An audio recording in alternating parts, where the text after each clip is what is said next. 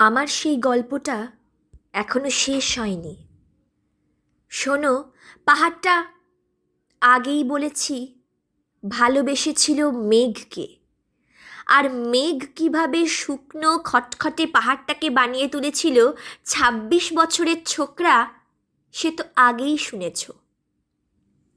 সেদিন ছিল পাহাড়টার জন্মদিন।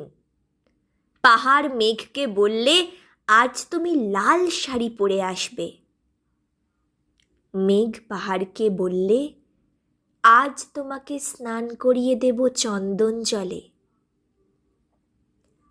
ভালোবাসলে নারীরা হয়ে যায় নরম নদী, পুরুষেরা জ্বলন্ত কাঠ।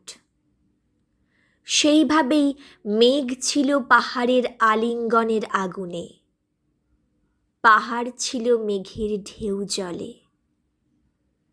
হঠাৎ আকাশ জুড়ে বেজে উঠল ঝড়ের জগঝম্প।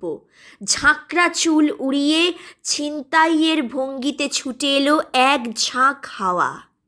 মেঘের আঁচলে টান মেরে বললে, ওঠ ছুরি, তোর বিয়ে।